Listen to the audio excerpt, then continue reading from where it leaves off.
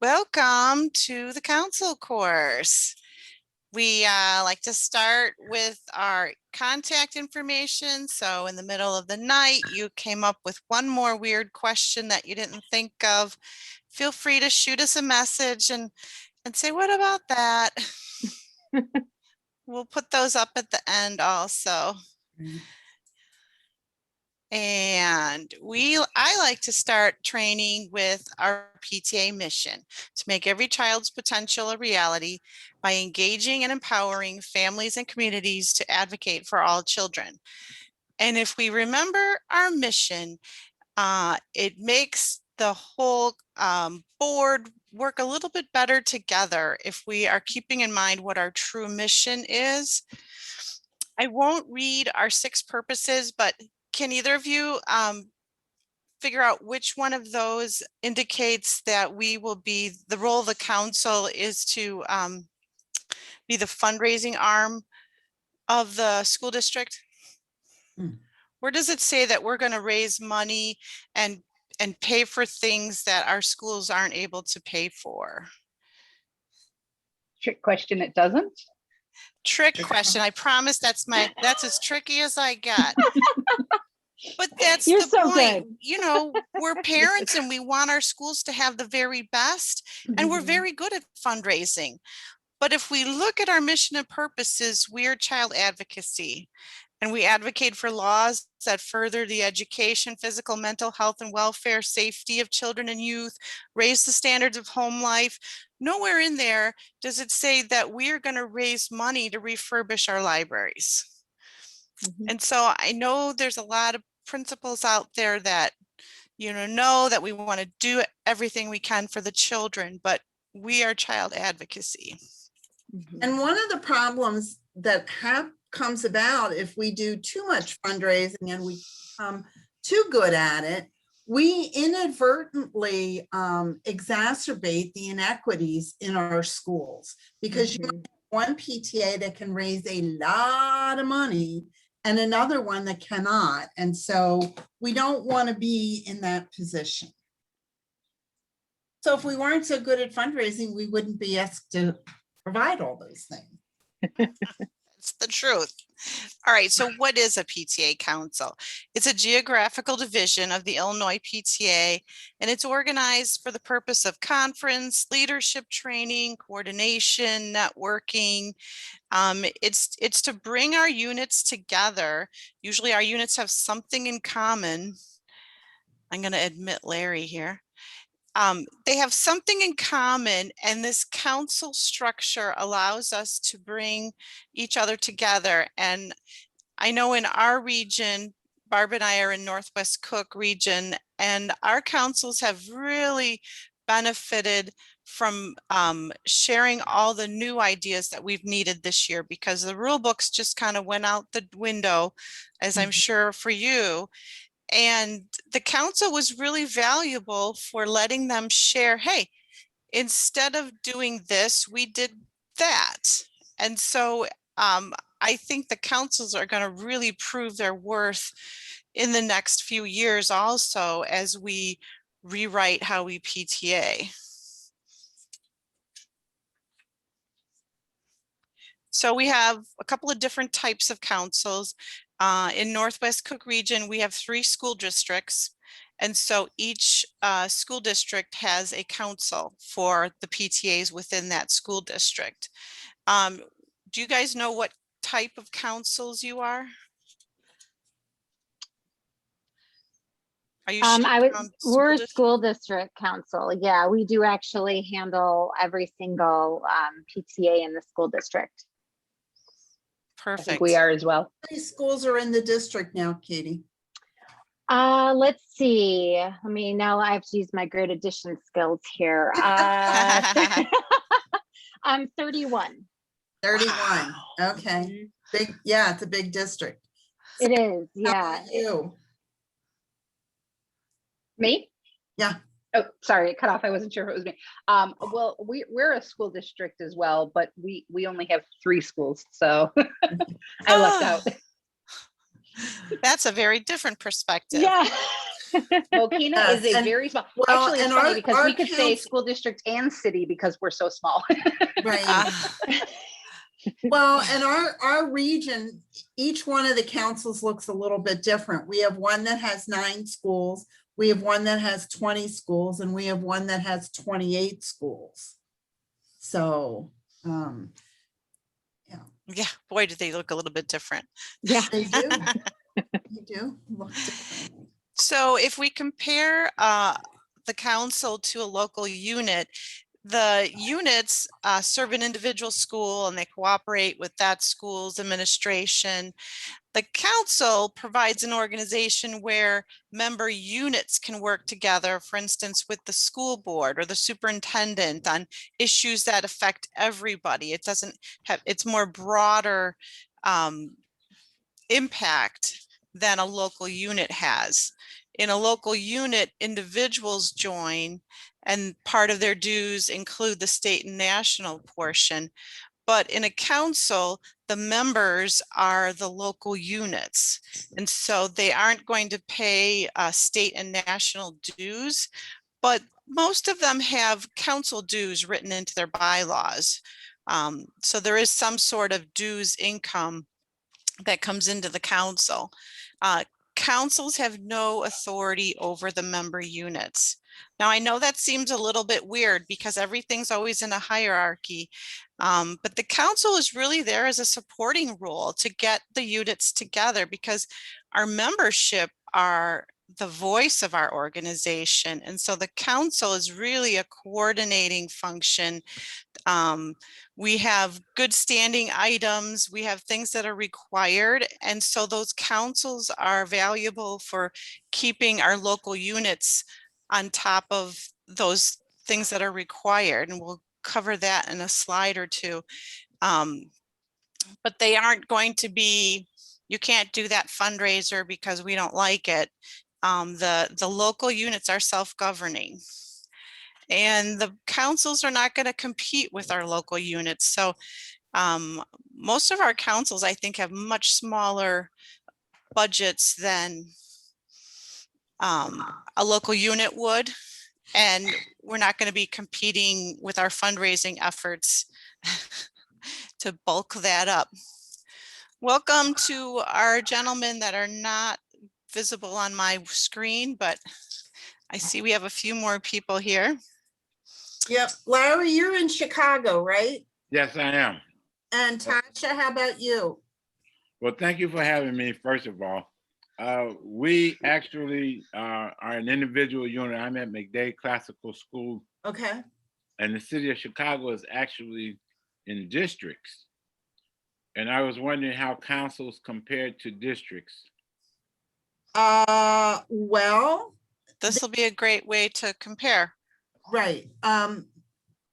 The districts are state structures. They're part of the state board, and it's part of the structure within the state board.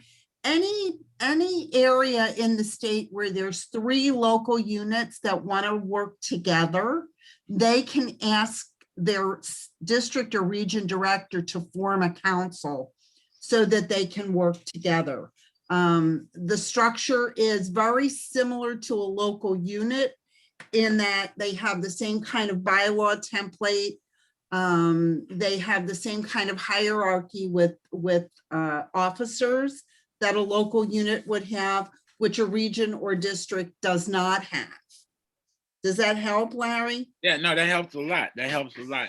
Okay, well, and in the past, Chicago had a lot of really strong councils, and they kind of have all gone by the wayside. I think there's only one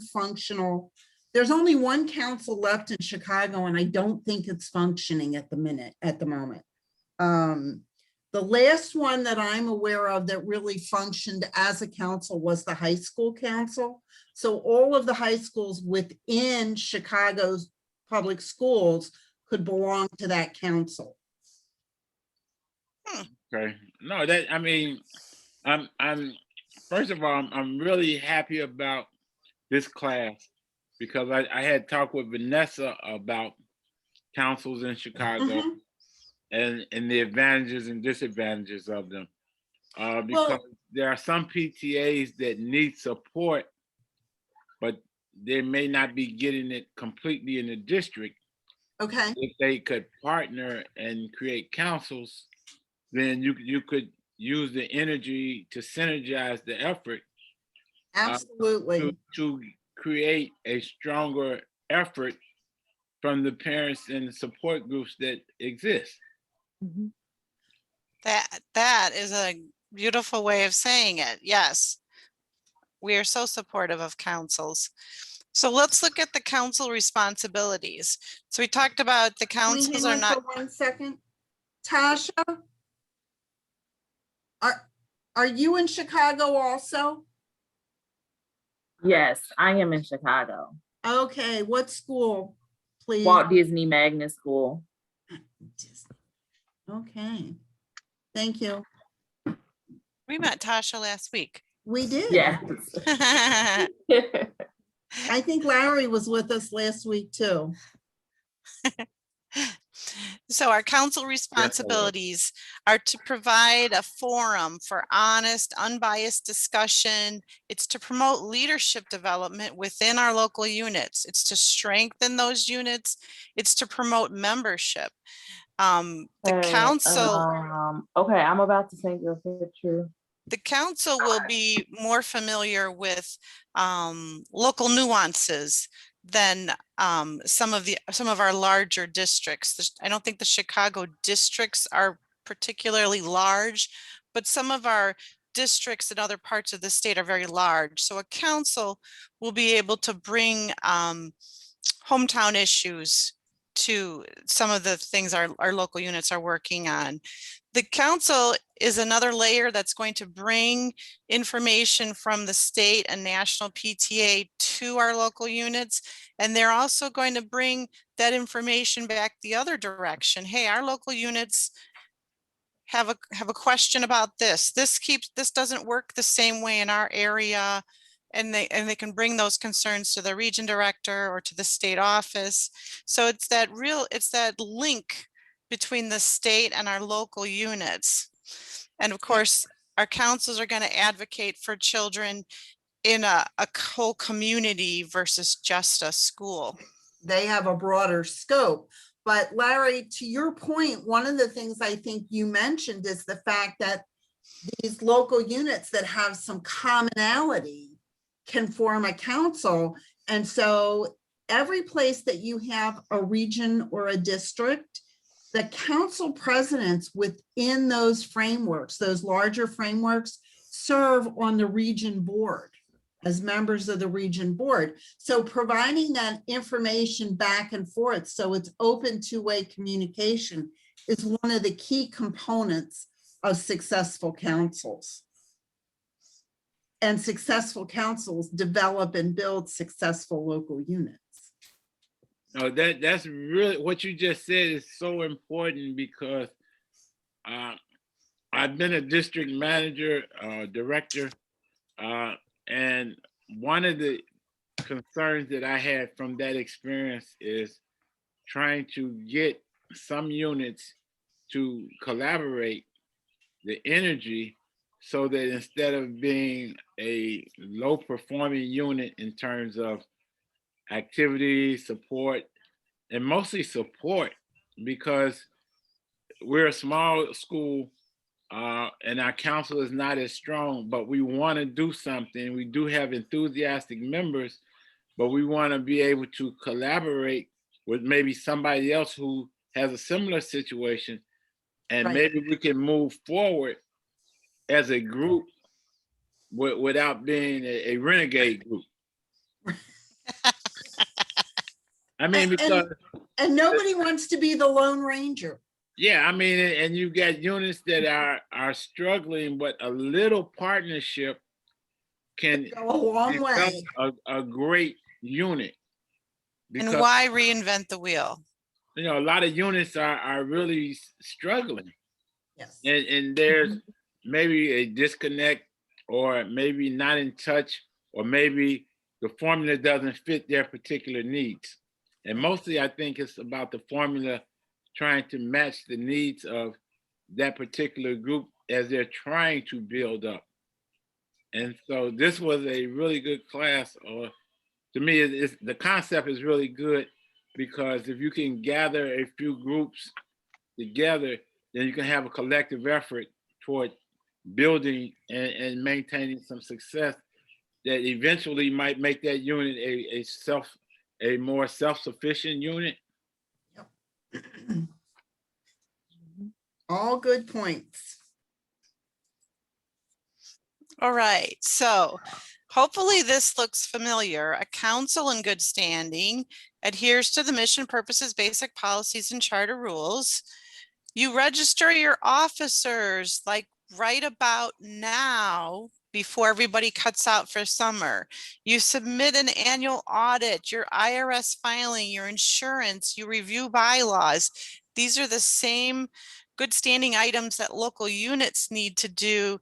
A council is also responsible for doing these items. And I turn it around, especially in regions with, I'm going to call them mega councils. If you are helping local units stay on top of this checklist, the region director will have fewer areas to troubleshoot. Okay, why has this unit lost their member hub password, and that's why nothing's entered? But I really expect the 3 councils in my region to work with their local unit presidents, because more often than not, they're brand new every single year. And so we have to put this list out there for them and give them some help on using Member Hub and getting all this so that they are a unit in good standing. And the same items apply to the councils as well. The council's also responsible for reminding people of that October 1st dues deadline, reflections deadlines, any award applications or special programs that your council is running. Those are the council leaders' responsibilities to pass along to their local units. Did this look brand new to anybody? No, I hope not. Only Tasha, but that's because she's brand new, Oh, well, that's okay then. right? Aren't you brand new? Yes, I'm brand new. Well, Oh, good. You know what? We were all brand new at one point in time. There you go. After I did my first training, I went back to our local PTA meeting and said, we're doing everything wrong. That's what I'm kind of like, well, nobody told me. Oh, see, we're here to help. I was like, they tricked me into becoming president, and now. Well, but I have faith in you, and I'll share my email to get you out of any pickles. We're all here to help. Let's We're all talk. in this Can I together. just add to Tasha that even though you might feel alone, You're never alone. recruit your team and take advantage of the resources like the people and the training that PTA is providing. We're actually doing more training now than we used to be doing. It was still there, but it's coming up more frequent. And get some of your team members to take the trainings, because the trainings for me have been the difference between wanting to quit and wanting to hang in. I mean, Okay. it's been the trainings that have caused me to make sure that I realized that I was on the right path, but follow the light. Okay.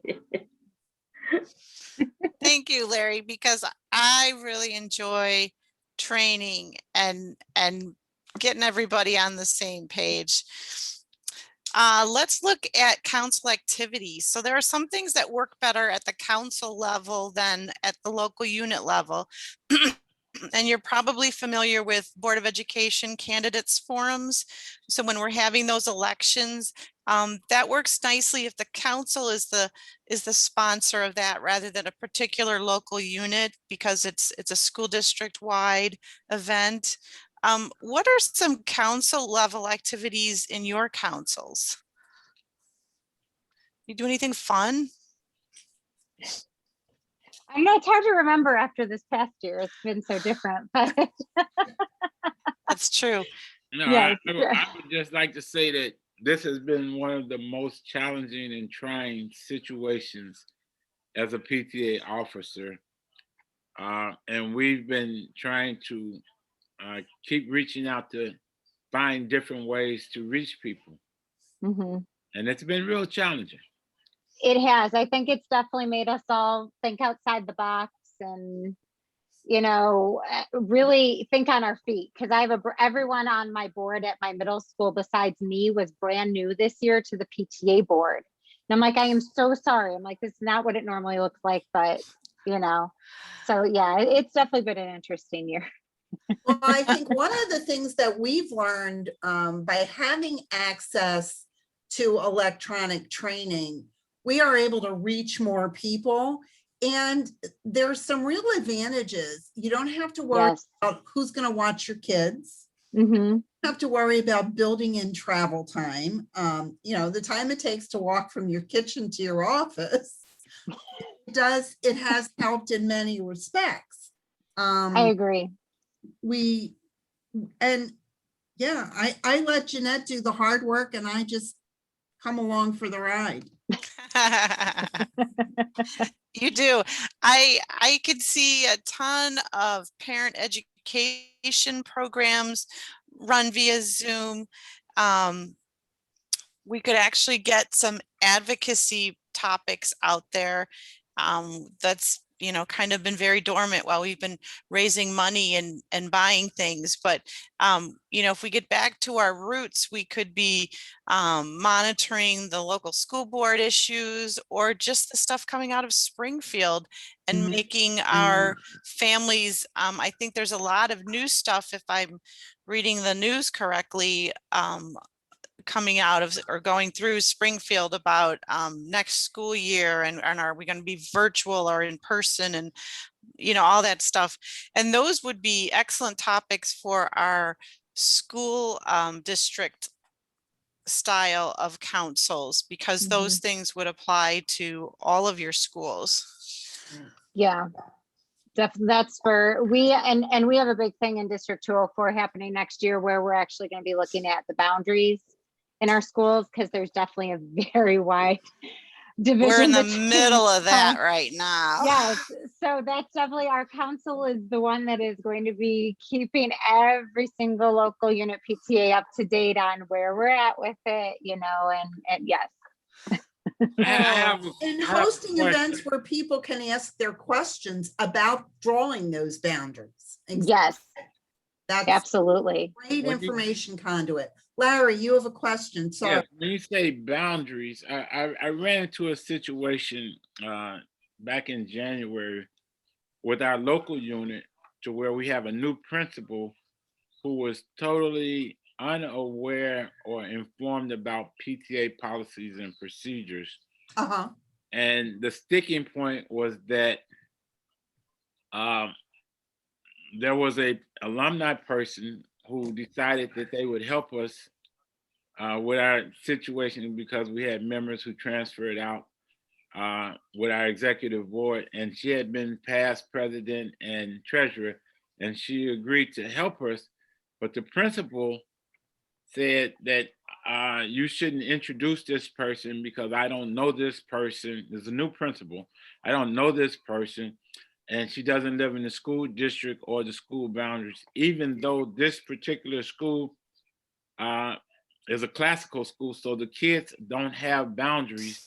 as a Right. local It's a school of choice. And I had to make sure that I explained, and I had to go all the way back from square one to explain to her that PTA membership does not have boundaries. You could live in California and join your local PTA, and you could actually be a board member as long as you want to follow the mission. And because of that, when you talked about school boundaries, you can recruit support from places that you may not have support in your immediate area.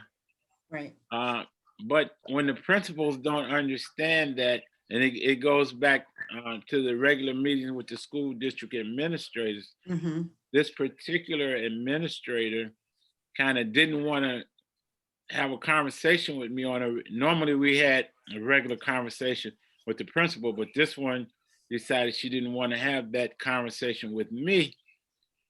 But I have to still conduct business. Right. And And it's really, how do you build those relationships where the administrator trusts you enough to say, okay, explain this to me or introduce me to this individual so that I have a better understanding of what you're asking. So yeah, I mean, and councils can help you do that because councils now, and granted, the situation in Chicago is a bit different than elsewhere in the state because you also have that extra layer of local school councils that do have some influence on how PTAs operate. So that's kind of a Chicago discussion. but you know, within the Chicago discussion, there are some forms and procedures that PTA has already addressed with some of the activities of the PTA. So the school councils don't dictate and control the PTA. Right. And so I don't know if Tasha is aware of that, but, and I hope she never has this situation, but I had to reach out to Jolene and Kristen to get those documents and present them to the principal, just to let her know that we are not your local ATM or your. Right. We're, I mean, you know what I'm saying. I mean, the I do. PTA is I separate. do. We covered that at the very beginning, Larry. Okay. We are not the fundraising arm of the school. I think we need a training for principals. Yes. That would be really helpful. Well, and you know, the other thing that's really, isn't Chicago divided into what they call like networks? Well, okay.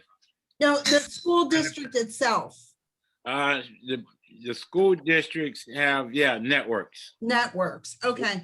So that might be a place to look at how could you morph some of those networks into PTA councils? Well, I had suggested to the principal that we have a meeting with the chief of operations of family affairs and community groups. Who is that now? It changes with networks, and right now Okay. it's changing, but you haven't seen the roller coaster ride that's about to happen. Ah, okay. Well, I know Carl Herdlick was the CPS parent engagement guy for many years.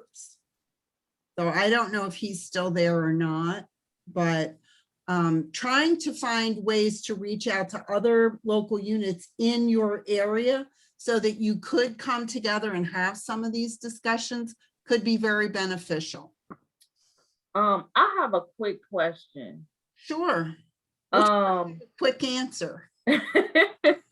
So what we're discussing is our council for PTA, their suggested activities, or local school council? Well, what are some of the activities that the council would do that would be different than what a local unit does because they're on a broader scale?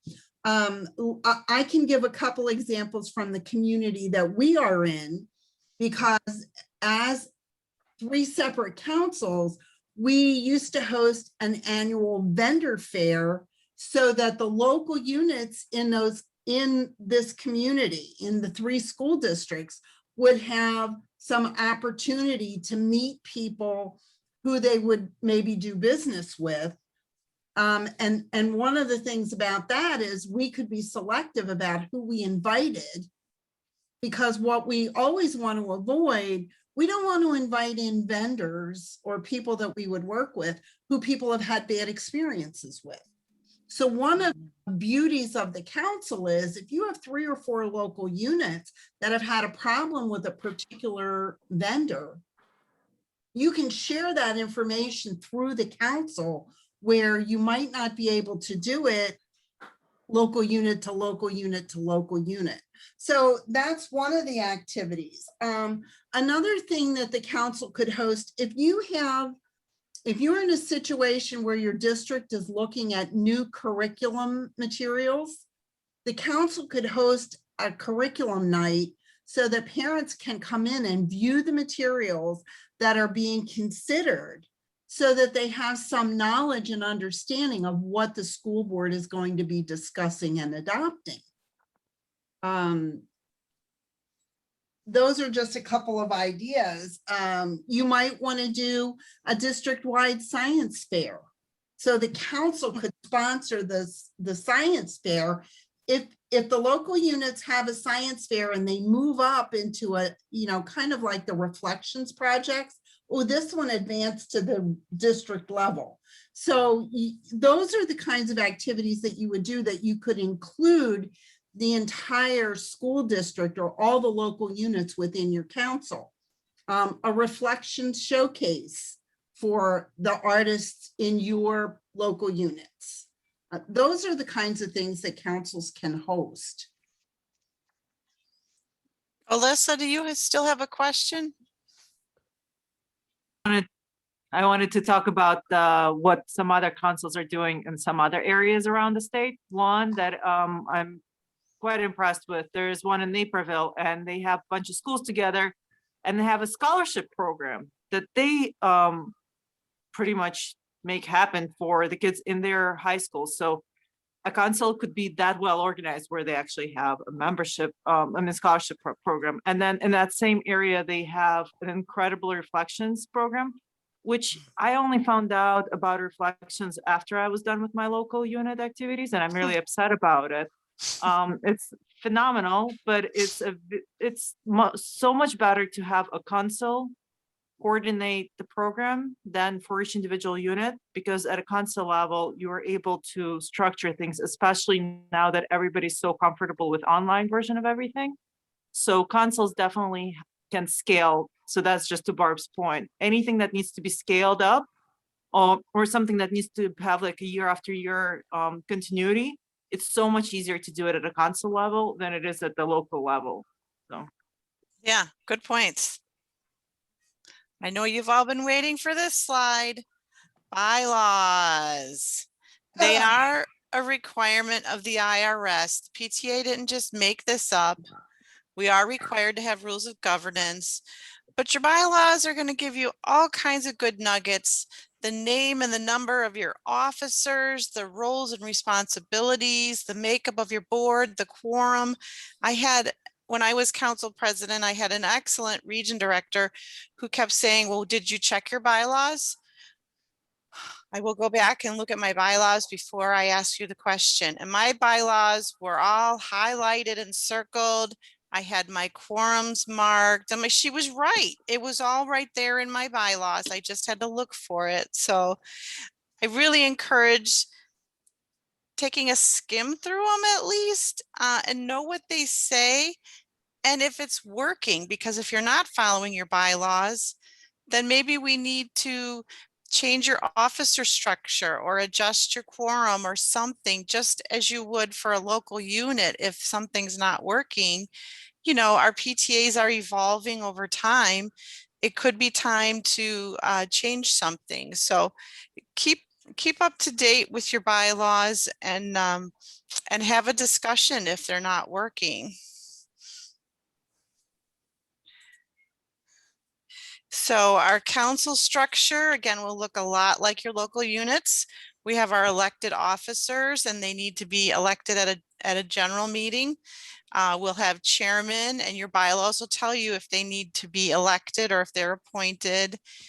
One thing that's different, since your council has local units that are members instead of individual people, you will have representation at your council board meetings. And a lot of times it falls to the local unit president to represent their local unit at the council board. But sometimes it can be another delegate, just somebody from that local unit assigned to represent that local unit. Again, that's usually right there in those bylaws as far as who needs to go to the board meetings. And then just like your local units, the council needs to have general membership meetings.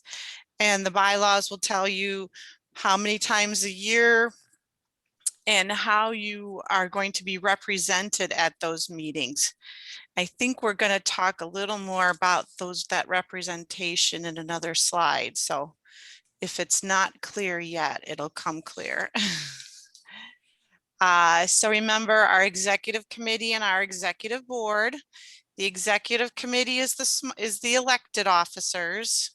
Your executive board is the big group. So it's your officers, it's your committee chairman, it's usually your member unit presidents that are included in that board. And remember that your units are going to need humans to represent them because the membership is units. So here are the council representatives. So this is really important. If the presidents are representing the local unit, that they are bringing the information from the council meetings back to their local unit. Whoever is responsible for representing their unit needs to bring that information back down, because at the council, they're getting information from the state and national. And if they're not translating that back to our membership, remember the membership is what is the voice of this organization. And if they aren't getting the information, you know, we're just wasting our time with these councils. So some places have an actual report that the delegates, whether it's the local unit presidents or whoever, brings back to their local unit. This is what we discussed at our council meeting. And you're also going to want to support that council, because if you have, for instance, a candidates forum, you're going to want people from all of your schools to be attending that forum and, you know, looking at things from the viewpoint of their school and participating in that forum. And if we're not encouraging that all around participation, the council is kind of a broken link. So our general members are all of the PTA members of our member units.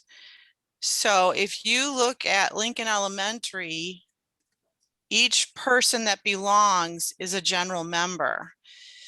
And so when you combine into a council, technically every member of every school becomes a general member of your council.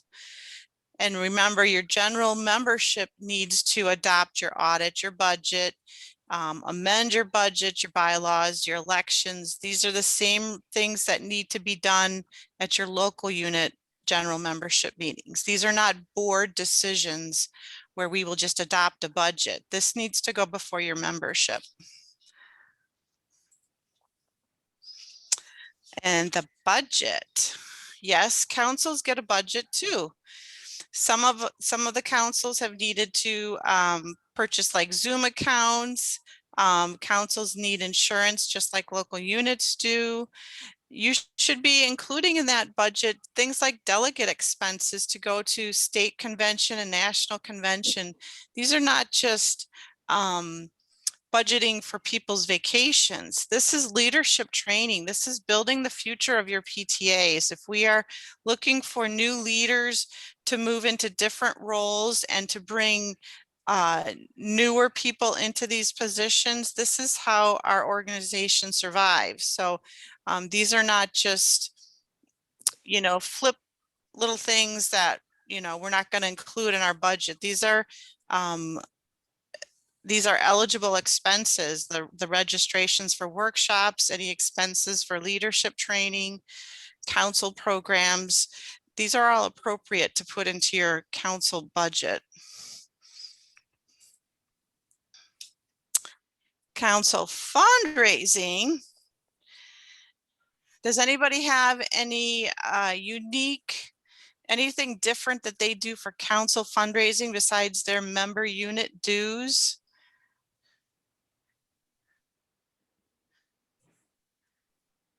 That's all we're surviving on is the member unit dues? Generous donations. We do what I will say, with our member unit dues, we also include on the form an option to donate more. And part of it is for the scholarship program that we do for the high school students in our district. But yeah, you do have the option to give more, and most schools, I think it's with the understanding that they do sometimes a little bit. So it's not just the member unit dues, it's a little bit extra. Do you have a suggested amount? We do. I'd Okay. love to tell you what it is, but I can't remember right now. Well, I live within the confines of Schaumburg School District. So our council actually funds 2 scholarship programs. We have a high school scholarship program and an elementary school scholarship program. The high school is for seniors who are graduating, but attended attended through 8th grade, because we don't have unit districts. We have consolidated districts. So, Oh, okay. and then the elementary school scholarships are summer programs that we fund. And they do a big event. They do an annual auction to raise money for the scholarship program. But we have a dues structure as well as a suggested donation amount for the scholarship fund specifically. Yes, yeah, that's us too. So, okay, that's very similar. I do like that Ah. elementary school scholarship idea, though. That's You know, fun. it is really great. It's obviously a much smaller amount of money. And there's Right. maximum, and you have to be a member. The parents have to have joined the PTA for the student to be eligible. Oh, So good. yeah, a lot of people join because they want to be able to apply for that scholarship for summer programs. I like that. Wow. That's a great idea. It is. Yeah. Any other fundraising? You want to talk about Founder's Day? That's on you, Barb. That's on me. All right. Well, we also host a lot of PTAs. I'm not so sure this is happening anymore, but Mhm. PTAs used to host something called a Founder's Day event. And Founder's Day is February 17th every year, because that's the day that Alice McClellan Burney and Phoebe Apperson Hearst founded the National Congress of Mothers, which morphed into the National PTA. So that is something that local units can make donations to the National PTA. They do have an endowment fund that is funded through Founder's Day events. Yes, I don't think a lot of that's happening right now, but No, Maybe Does- again. Do soon. any Maybe council soon. just ask for money? yes, you can ask for donations, and I'm gonna kind of play my money role here. The nice thing about people making a donation to your PTA or your council is if you itemize your tax returns, a donation is 100% tax deductible to the fullest extent of the law, where if you sell them something, the only thing that's deductible is the difference between the price they paid and the fair market value. So I would rather just write a check and say, I donated X number of dollars than buy something I really didn't want in the first place and only be able to deduct half of it. So, just looking for ways that you can promote donations. There are some high school PTAs that put out at the beginning of the year an opt-out letter. And they opt out of fundraising and just write a donation check at the beginning of the year. And then they don't get inundated with all the fundraising materials. So there's more than oh, way to promote those kinds of programs. And they are it's an advantage to the person who makes the donation. Yeah, I love asking for money. Yeah, you want to give me some? Oh, All right, so we're in the home stretch here. I think we can probably answer this question already about why we need to have more meetings, because we're all zoomed out. The council is such a valuable relationship between our local units and obviously the state and national, but I heard so much great brainstorming this year, particularly at the council meetings I attended. It really helps meet the needs of these individual units. It increases their effectiveness. It provides support. It helps, gives them a place to share their ideas. You know, we've had some blunders and other units can say, hey, you know, that didn't work for you, but if I tweak it, that's a great idea for me. So the value of the PTA council is just incredible.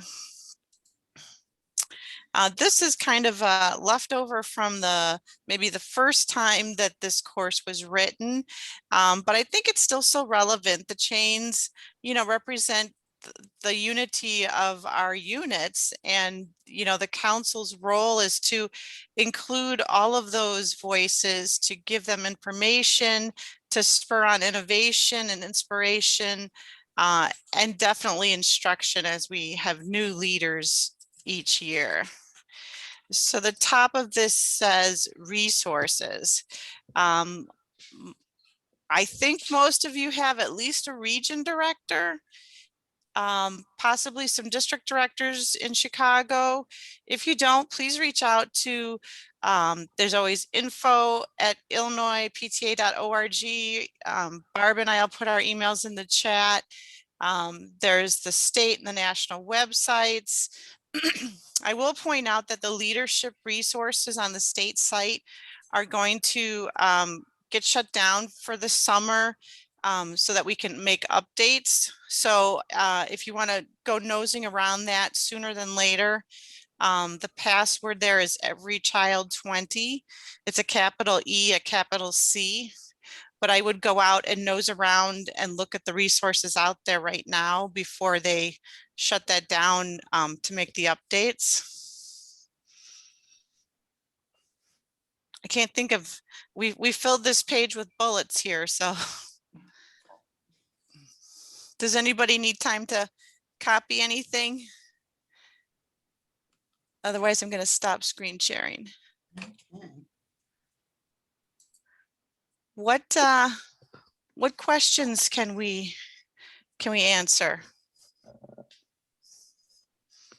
Has PTA membership been affected by COVID during this time? Like, did less people join?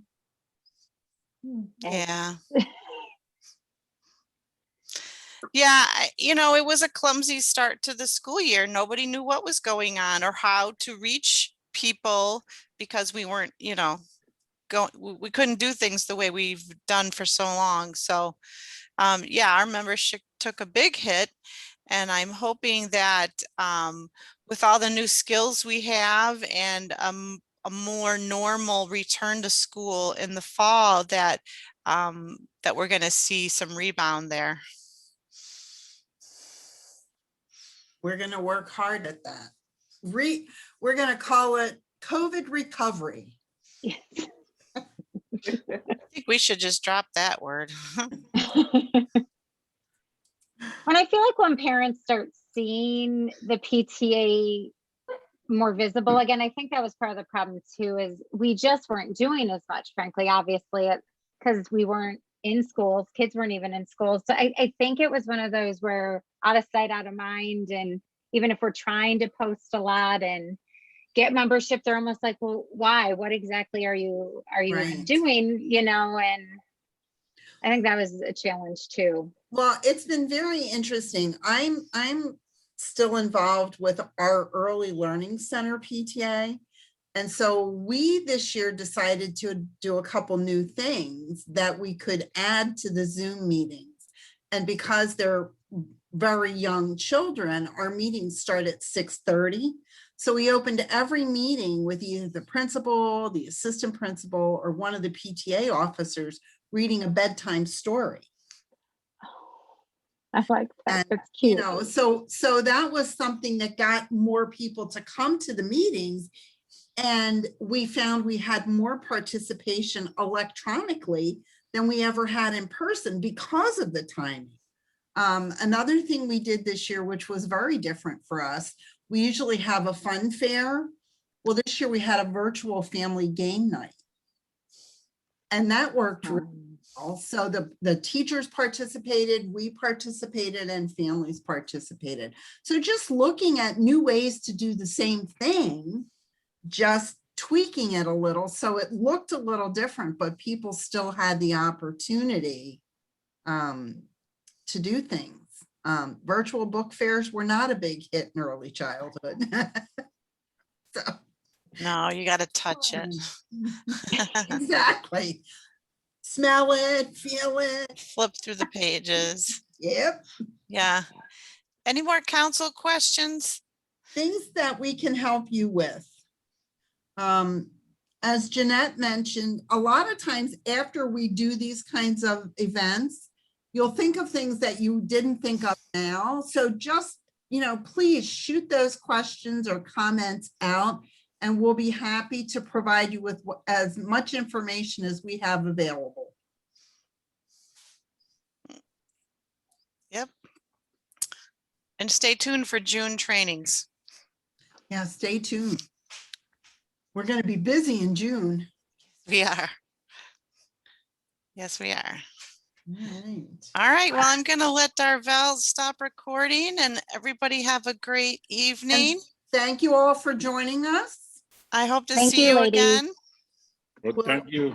Thank Hopefully we'll you. see you at some new next event. Yes. Yeah, Thank you. for sure. Thank you so much. Have a Good good night.